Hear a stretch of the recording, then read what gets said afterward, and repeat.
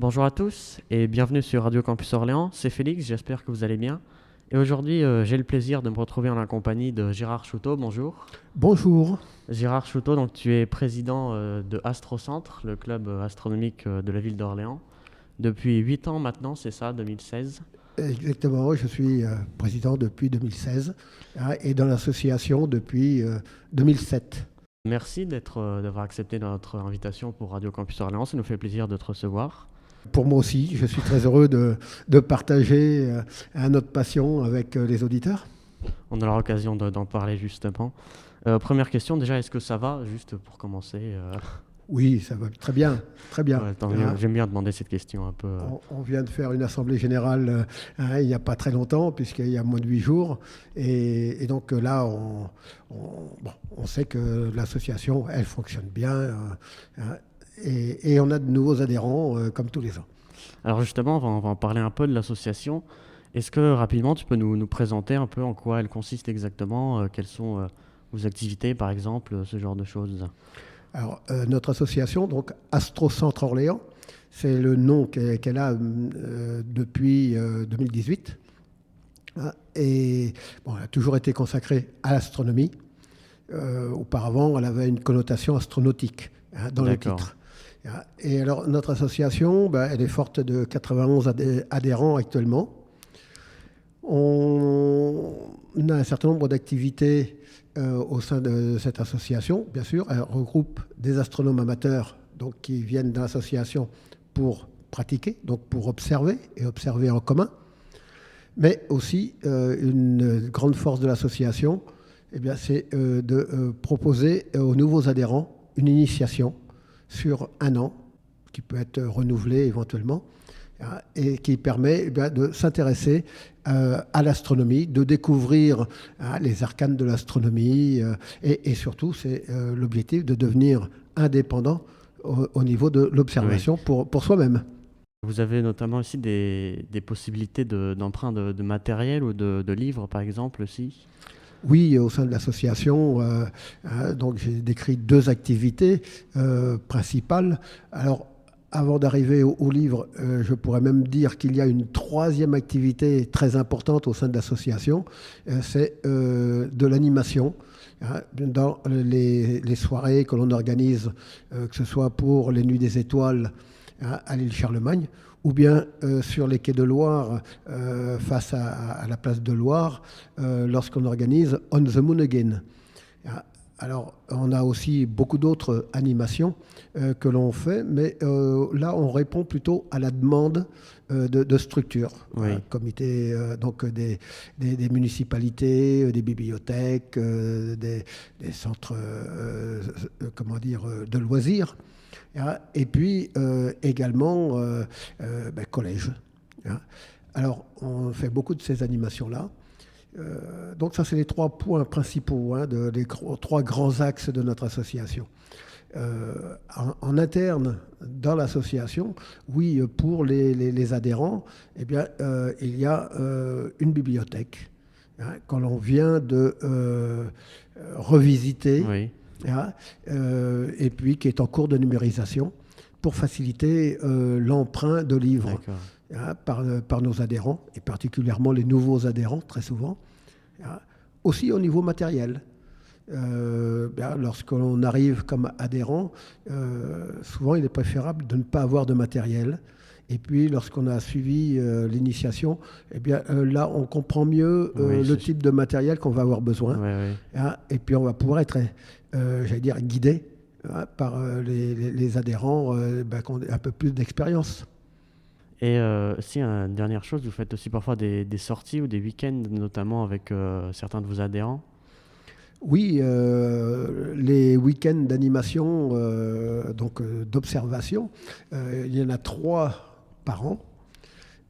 Ces 3 week-ends se font en forêt d'Orléans, dans une clairière. On est équipé pour pouvoir se loger, se nourrir pendant tout le week-end. Et puis, surtout, l'objectif, c'est de faire de l'astronomie.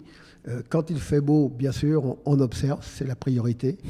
Oui, Donc on a l'œil rivé à l'oculaire, oui, oui, essayer de trouver j'allais dire, l'objet céleste, l'astre céleste qui est intéressant. Hein. Et puis lorsque le temps est moins bien, eh bien, on fait quand même de l'astronomie, puisque là on a aussi des conférences qui sont plus sous forme de table ronde, d'accord, c'est-à-dire une présentation et puis qui amène à une discussion d'accord. avec les Ah oui, membres. un petit débat, oui, Voilà. d'accord. Donc, alors, bien, on a parmi nous des membres qui vont préparer cela et qui ensuite bien, vont faire cette présentation et animer un débat. Pour revenir justement sur toutes les actions extérieures, on va dire, que vous faites, tu nous as parlé donc d'interventions dans des médiathèques, des collèges, etc. Mhm. Est-ce que pour vous, à l'association, c'est vraiment quelque chose qui est important de vraiment partager cette passion de l'astronomie aux personnes extérieures du club, de ne pas juste rester dans l'enceinte du club, on va dire? Oui, alors effectivement, on évite de faire de l'entre-soi. L'entre-soi est très bien quand on suit, j'allais dire, la partie observation pour des membres qui sont dans l'association déjà depuis un certain nombre d'années. Mais on ne s'en arrête pas là, parce que cette passion que l'on a sur l'astronomie, il est intéressant de la partager. On a un très grand plaisir de partager nos idées et d'aller au-devant du public dans Hmm. ces grandes manifestations, là où on a beaucoup d'échanges, beaucoup de discussions, et puis on fait mettre aussi le public l'œil à l'oculaire, bien Oui, entendu. c'est vrai. Hein. Et cette passion-là, il est très très important de la partager, enfin, semble-t-il pour nous. C'est un ADN de notre association, puisque l'association existe depuis 1963. Et dès le départ, l'association portait cette notion d'initiation avec le terme éducatif. Oui, Le premier nom de l'association était Association astronomique et astronautique du centre. d'accord, Mais il y avait le terme un E qui se trouvait dedans, entre les deux A. Et ce terme, c'était éducatif. d'accord. Bon, le nom a un peu évolué après pour finir dans les années, au début des années 2000, nous nous appelions Association astronomique éducative des astronomes amateurs du centre. Bon, et puis le nom était trop compliqué puisque Hmm. c'était un sigle AEAAC. Personne ne Oui, retenait facilement ce sigle brillant dans les années 60 éventuellement, puisque c'était la grande période de la création de ces sigles. Mais pour notre période, il était beaucoup plus intéressant d'avoir un nom qui soit plus parlant. Et oui, donc on a choisi en 2018 de nous appeler Astrocentre Orléans. oui. Mais l'idée est toujours là, de toute façon. Et Voilà. nous sommes très fiers de porter ce nom. Justement, tu nous as parlé des débuts de l'association. Mhm. Vous avez fêté l'année dernière les 60 ans donc, de cette association créée en 1963. Et alors, moi j'ai une petite question par curiosité historique, on va dire. C'est qu'à l'époque, évidemment, c'est la conquête spatiale. Est-ce que la création de l'association a pu être influencée par cette sorte de fièvre spatiale qu'il y avait, entre guillemets, à l'époque, autant dans le cinéma, dans la littérature, dans toute la société, etc. Est-ce que ça a pu, on va dire, encourager la création d'une telle association? Alors j'aime bien le terme de fièvre, Oui, puisque effectivement, si on se reporte à cette période, pour ceux qui étaient là à ce moment-là, mais pour les jeunes, ça parlera sans doute un petit peu moins. Mais bon, oui, c'était une période qui est très, très dynamique, très effervescente sur la notion de conquête spatiale. oui, C'est d'ailleurs le terme conquête spatiale dont on parlait à l'époque. Aujourd'hui, on parle plus d'exploration oui, bah spatiale. oui. Il y a moins le terme de compétition. Hmm. Encore que, aujourd'hui, on a l'impression que la compétition est en train de Ouais, revenir. ça a tendance à revenir. Ouais. Mais pour en revenir à cette idée au niveau de la création de l'association, oui, les membres fondateurs étaient des gens de lettres, de sciences, et qui, à l'époque, il y avait énormément de communication dans la presse.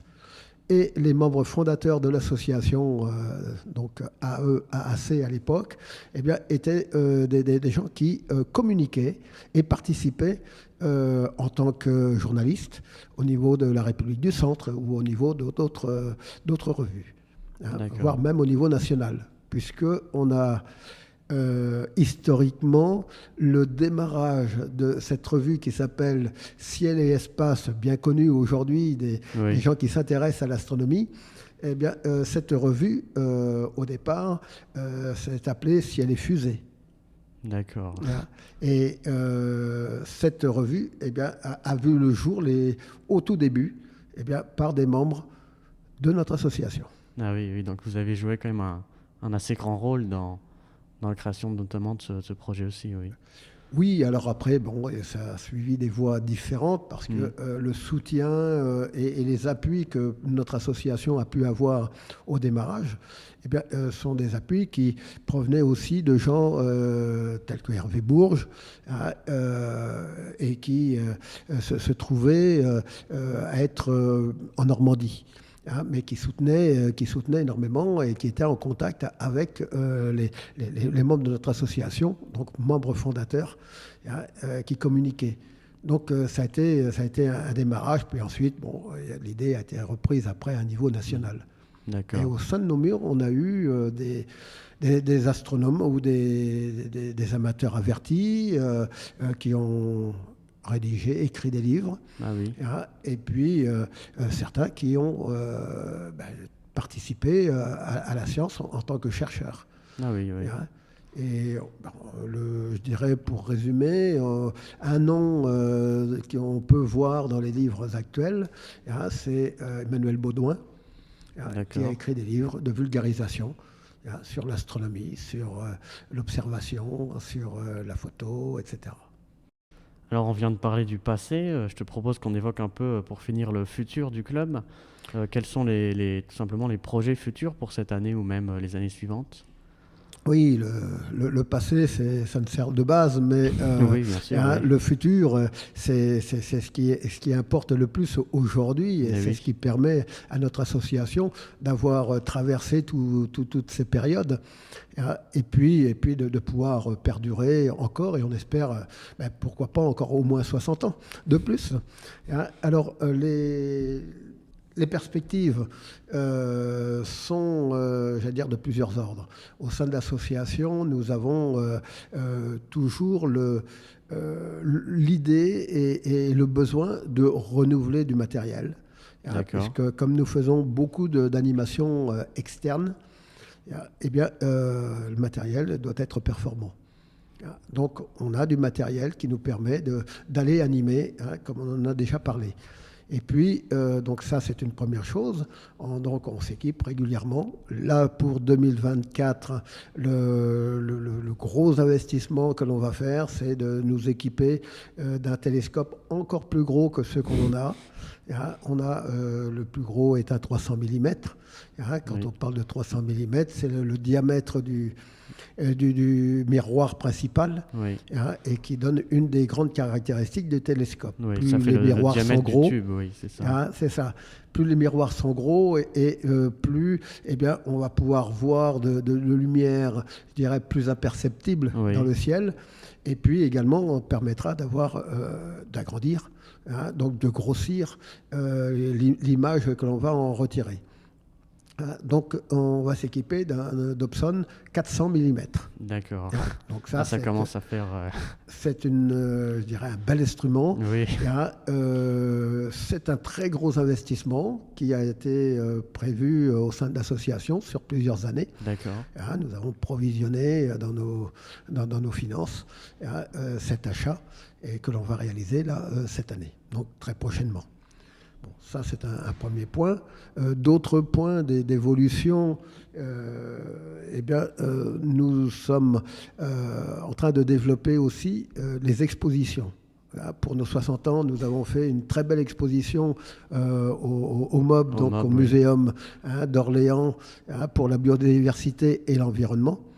Et on va continuer à développer les expositions pour que ce soit un peu plus thématique. Donc on a déjà développé le thème système solaire. Oui, On a travaillé sur certains instruments, dont la spectroscopie. Et puis, on va continuer à développer ces expositions, que l'on d'ailleurs propose maintenant comme nos services d'animation. Eh bien, on propose aujourd'hui de louer nos expositions, donc le matériel qui est sous forme de bâches ou de kakémono, de panneaux. d'accord. Et donc de les prêter aux instances qui pourraient en avoir besoin pour faire des animations chez eux. Merci beaucoup, Gérard Chouteau, pour cette interview. Je précise aussi à nos auditeurs auditrices que s'ils veulent en savoir plus, ils peuvent se rendre sur votre site internet, Oui. astrocentre-orléans.org.